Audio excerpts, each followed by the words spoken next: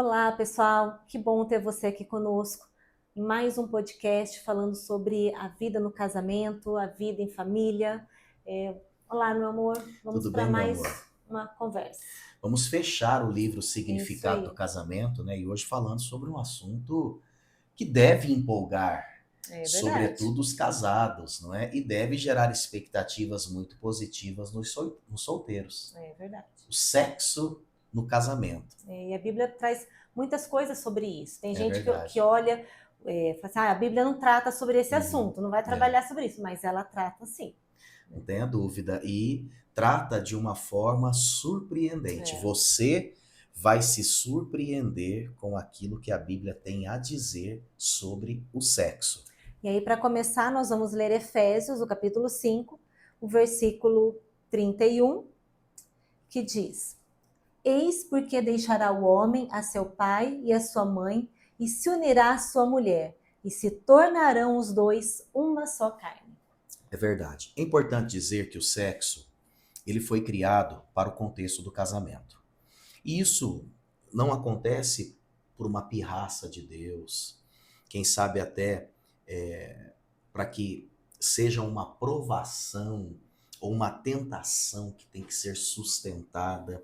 Não. É que nós estamos falando de uma coisa tão boa, Sim, tão maravilhosa, que, que precisa e que exige, biblicamente falando, comprometimento, uma aliança, porque né? a Bíblia diz, os dois se tornarão Uma uma só só carne. carne. Como é profundo Isso isso. é muito profundo. Por isso que, para eu me despir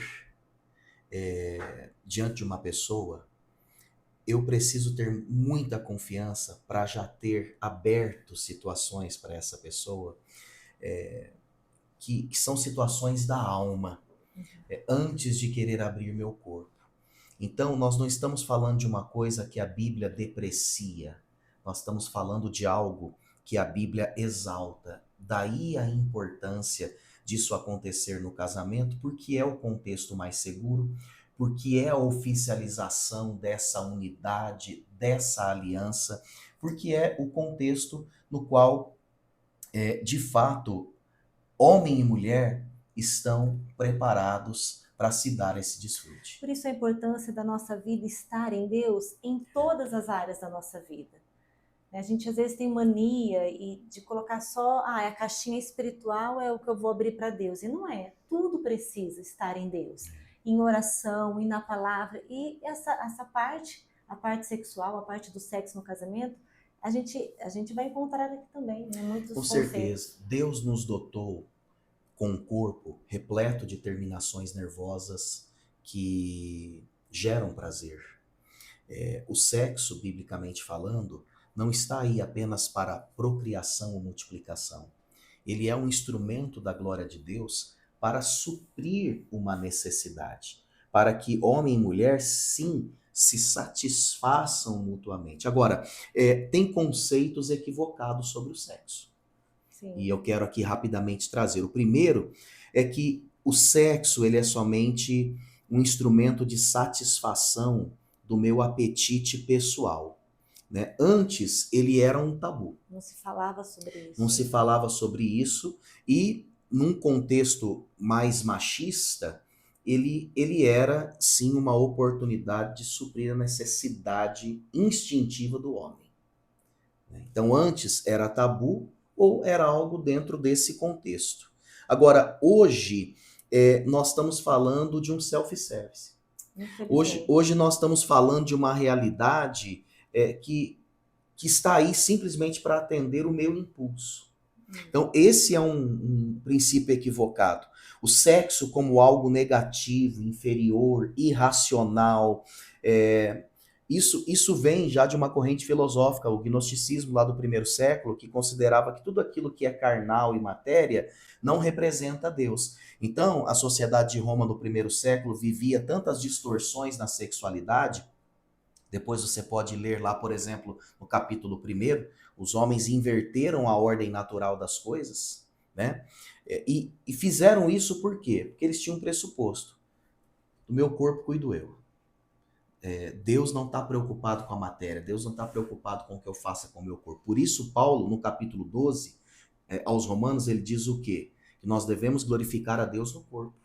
Nós devemos apresentar os nossos corpos como sacrifício vivo, santo e agradável a Deus, que é o nosso culto racional. Só um homem e uma mulher que já apresentou o seu corpo a Deus e o consagrou a Deus está preparado para apresentá-lo para o seu cônjuge. Né? Se essa apresentação for feita primeiro a um ser humano do que a Deus, não vai dar certo.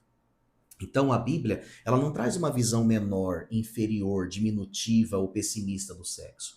Pelo contrário. E o sexo como uma forma de se encontrar, né? Uma visão assim um pouco mais sentimental, já que hoje se fala tanto da idolatria do sentir, né? A minha verdade é aquilo que eu sinto a respeito de mim, dos outros, e depende somente da minha conveniência. Então, em resposta a esses equívocos, meu amor, o Tim Keller, ele traz aí alguns conteúdos que eu gostaria que você lesse para nós, por favor. É isso aí. O primeiro nós vamos ver aqui que são nossos desejos não podem ser entregues ao pecado. E aí nós vamos ler uma parte do livro que diz assim: nossas paixões e desejos sexuais hoje encontram-se extremamente distorcidos. O coração pecaminoso, contudo, deseja usar o sexo por razões egoístas e não para expressar uma entrega total, de modo que a Bíblia estabelece diversas regras em torno dele para que possamos usá-la de maneira correta.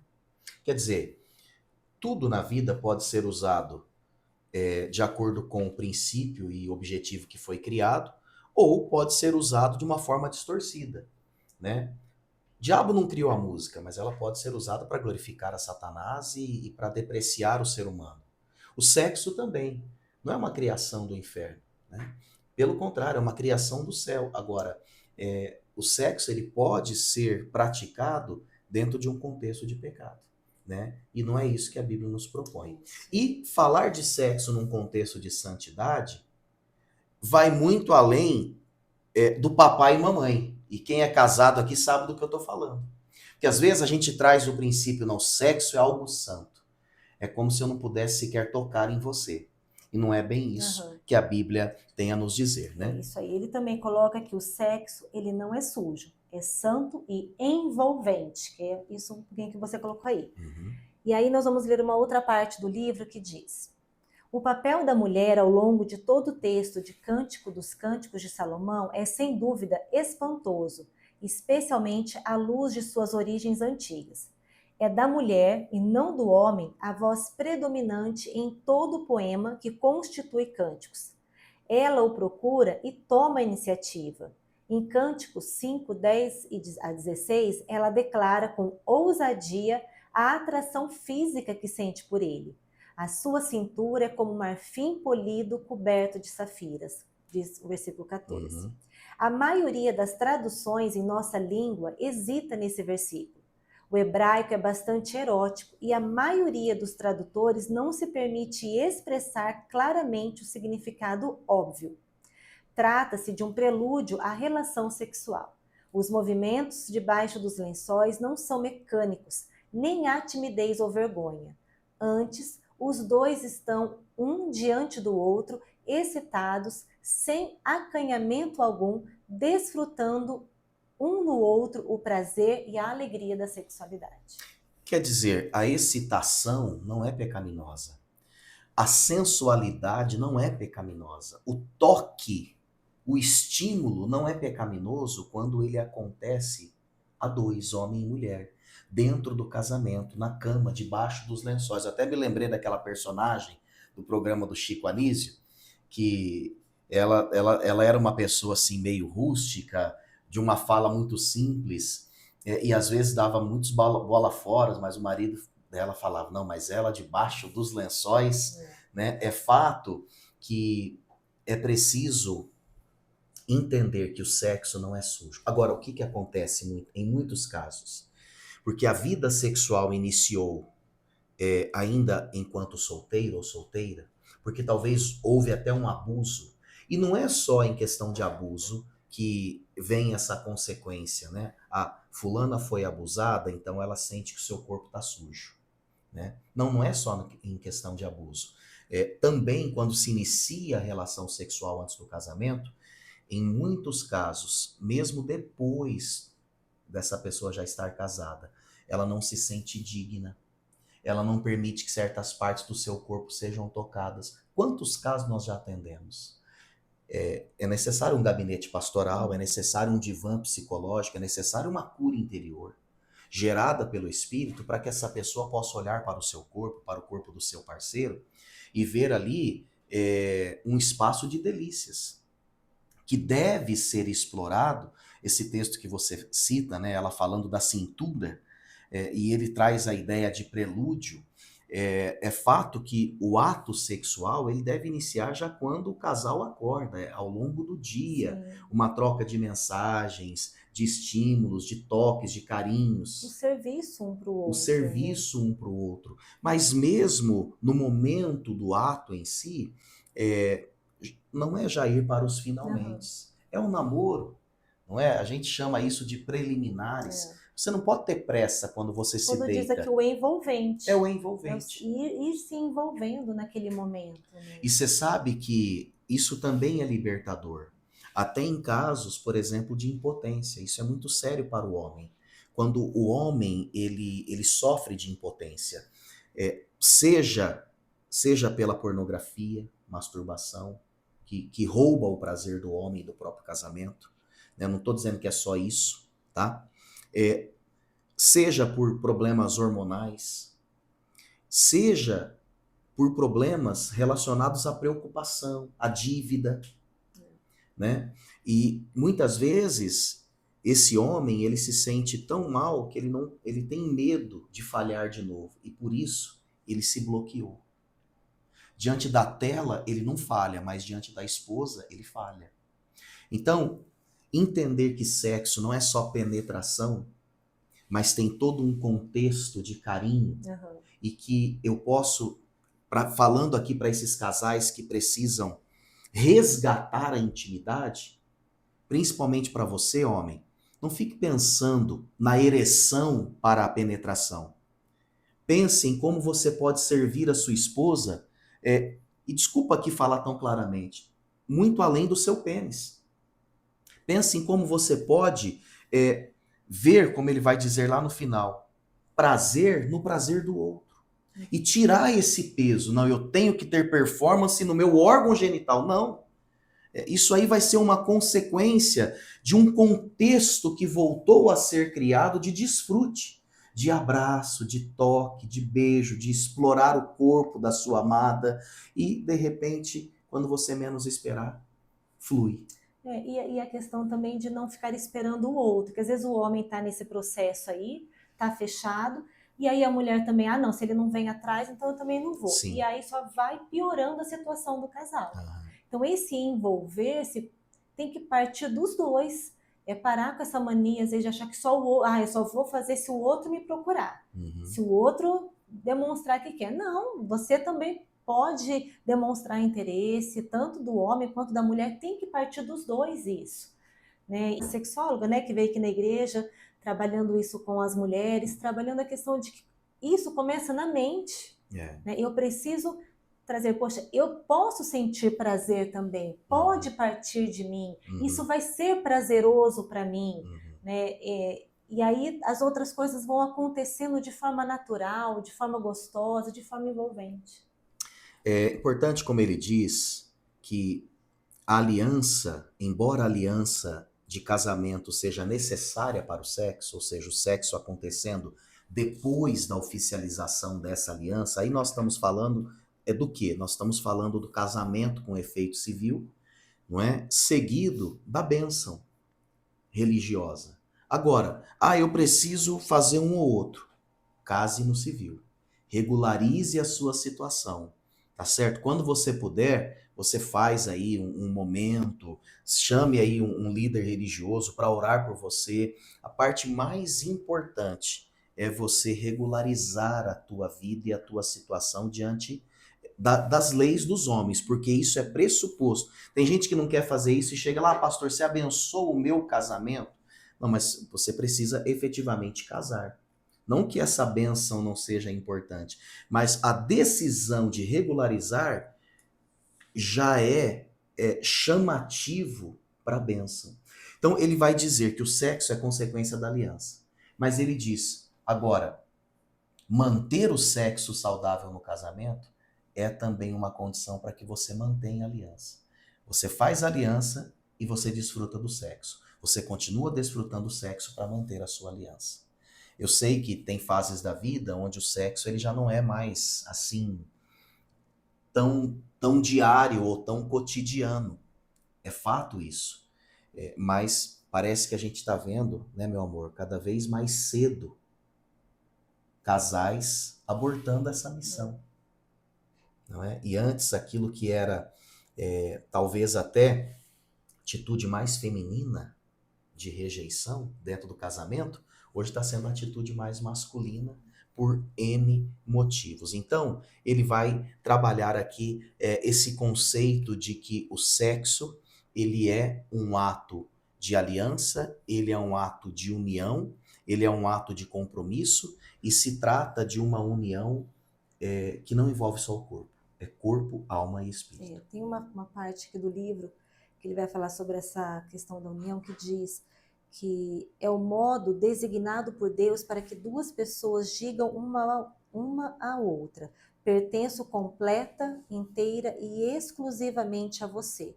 O sexo não deve ser usado para dizer nada menos que isso. Essa união Isso, né? tem que trazer essa visão, né? De como eu estou me entregando. Por isso é que a performance sexual depende da confiança, né? Quanto mais eu confio, mais eu me entrego, né? Sem reservas. Bom, nós já falamos no penúltimo podcast aos solteiros, mas ele abre aqui uma aba nesse capítulo para falar sobre como o solteiro ele pode passar por essa fase que exige uma castidade, biblicamente falando, até que então ele se casa, ele constitui essa aliança e ele passa a desfrutar do sexo. Alguns dos conselhos que ele traz, eu não vou falar sobre todos, mas primeiro ele vai dizer, não é, o que a gente já tem dito muito aqui, que você precisa do amor conjugal, ele coloca isso entre aspas, de Jesus em sua vida. O amor terreno, ele é apenas um aperitivo do amor celeste, é o que diz lá Romanos 7, de 1 a 6. Ele reforça a importância da comunidade cristã, né? Eu sei que, infelizmente, tem jovens dentro da igreja saindo do culto que vão para o motel, por exemplo. Não estou falando necessariamente da nossa igreja, mas estou falando do corpo de Cristo. Eu sei disso. Jovens que iniciam a vida sexual mesmo dentro da igreja, né? Religiosidade não salva ninguém disso. Por isso é que ele vai dizer que você precisa estar numa comunidade de fé, porque é um ambiente, em tese, mais fácil. Por quê? Porque os programas, os ambientes, as buscas são diferentes. Os estímulos são diferentes.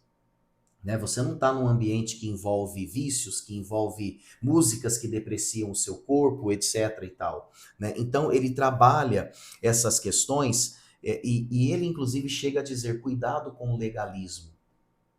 Porque essa falsa santidade gerada pelo legalismo em muitos jovens faz com que eles caiam e sabe aquela questão assim, eu não vou cair, não vou fazer, não vou me masturbar, não vou isso, não vou aquilo. E quando acontece, essa pessoa sai de um extremo e vai para o outro. Cai de tal forma que não consegue se levantar. Né? Então, ele trabalha um pouco isso, daí a importância do discipulado, da mentoria, do gabinete, de você ter pessoas confiáveis para você abrir o seu coração. Olha, eu estou sendo tentado nessa área, eu estou com dificuldade nessa área aqui. Né? Então, ele traz esses conselhos muito, muito práticos aqui para os solteiros. Ele fala de um diálogo interno que cada um precisa ter, que faz com que a pessoa se lembre de quem ela realmente é em Deus, do que ela realmente precisa e qual é o propósito para a vida dela e como uma escolha equivocada agora pode comprometer esse propósito.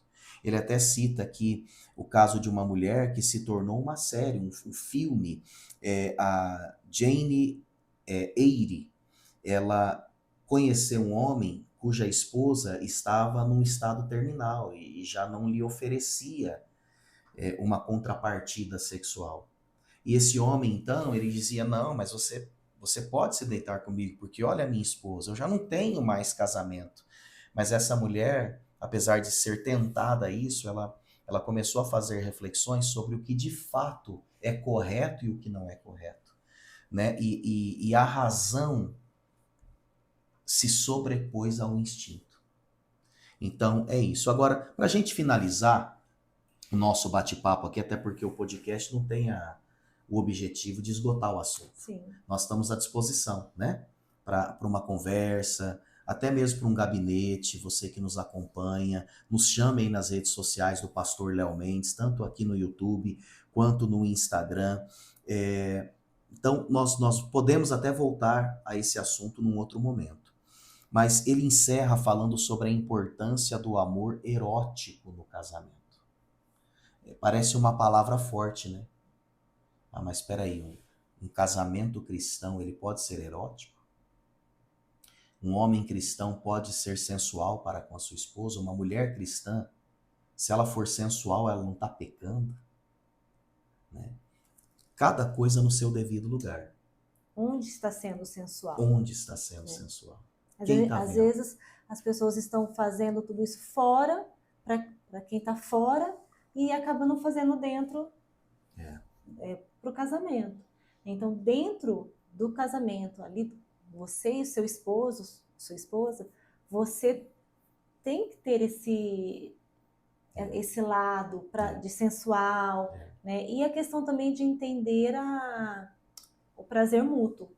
Não é só de um, né? É o prazer dos dois. Ele chega a dizer que eu preciso estar num ponto de maturidade onde o meu prazer é o seu prazer. O meu prazer é te dar prazer. É claro que aí nós estamos falando de um nível de maturidade que deve ser buscado e aprimorado por todos nós, né? Porque geralmente se pensa no alto prazer. Como você vai me dar prazer? Não. Como eu posso servir você? E aí, essa comunicação muito franca. Olha, isso que você faz eu não gosto. Aí eu respeito. A importância do respeito e o diálogo. O diálogo. O diálogo no relacionamento. Né? Olha, não faz desse jeito, faz assim. E com um jeitinho, gente, de falar. Claro, não é brigando, claro. não é de um jeito estúpido. Naquele momento, levar de uma forma leve, como você gosta, como você quer, aquilo que você não se sente confortável. Tornar aquele momento um momento de um e conhecendo o outro. Exato. E aí eu fecho com o texto que abriu o nosso podcast lá de 1 Coríntios, capítulo 7, né? Porque ali abriu o outro, né? Foi o outro. Tá me corrigindo aqui. Mas, hoje foi Efésios. Mas eu me lembro do texto de Coríntios, quando nós falamos aos solteiros, que diz, olha, se você não está casado, fique assim, né? Se você é casado, celebre o casamento. A partir do momento que você decide se casar, você tem o compromisso de satisfazer o outro. Né? Então, que Deus nos abençoe, que Deus nos dê a graça de vivermos a plenitude da sexualidade. E não uma sexualidade medíocre, legalista, pesada, onde se pensa mais naquilo que não se pode fazer do que naquilo que se pode e se deve fazer. Que não seja uma sexualidade de internet, né? Uma mentira, uma farsa, mas que seja realmente uma sexualidade celebrada, vivida, cultivada, cuidada. Cuide-se, cuide do seu corpo, né? Dificilmente você será sensual sem um cuidado com o seu corpo. Aqui eu não estou falando do padrão de beleza da sociedade, mas eu estou falando da maneira como você se vê, da maneira como o outro te vê. E eu espero que verdadeiramente vocês possam viver realmente um avivamento no leito matrimonial para a glória do Senhor. Acho que agora você pode orar, meu amor. Vamos orar. Pai, nós queremos nesse momento, Senhor, orar e pedir a bênção do Senhor sobre cada casamento, sobre cada vida que está nos ouvindo, Pai. Amém. Pedir que o Senhor possa trazer a restauração, a alegria, Amém. Pai, eu oro para que esses casais, eles possam realmente encontrar esse prazer juntos, que haja diálogo, haja, Senhor, a alegria de fazer o outro feliz. Em nome do Senhor Jesus, eu peço que o Senhor restaure mesmo, Pai, a vida íntima desses casais, a vida Uhum. sexual, que eles possam se descobrir, que eles possam, Pai, buscar uma nova intimidade, que eles possam realmente, Pai, ser trabalhados pelo Teu Espírito Santo e que eles possam também entender que no Senhor eles podem colocar tudo isso que está no coração, Pai. Amém. Que eles possam realmente buscar no Senhor curas, possam buscar no Senhor formas de agradar o outro. Em nome de Jesus, Pai, que esses casamentos sejam restaurados, Aleluia. renovados, para a honra e para a glória do Senhor Jesus. Amém. Amém, amém, amém. Amém. Isso aí, gente. Que Deus abençoe vocês. Não podemos deixar de agradecer, né, meu amor? Rádio Novo Dia FM, Igreja Presbiteriana Central, Loja Filadélfia de Instrumentos Musicais, ali da Rua Pernambuco 379, no centro de Londrina. Restaurante Isaías, 3 lojas na Avenida Maringá, lá na Madre Leone, no Alphaville. E também o querido Dr. Pedro Cavalari, que tem cuidado de nós. Hoje nós falamos sobre sexualidade e muitas vezes a saúde desse tema passa pela autoestima também. É verdade. Não é? Se alguma questão relacionada aos seus cabelos tem prejudicado a sua autoestima, fica aqui a dica de um tratamento com o Dr. Pedro Cavalari Júnior. Procure-o aí nas redes sociais. Eu tenho certeza que, assim como ele fez para nós, vai fazer algo muito acessível a você. É isso aí. Deus abençoe, queridos. Tchau, tchau.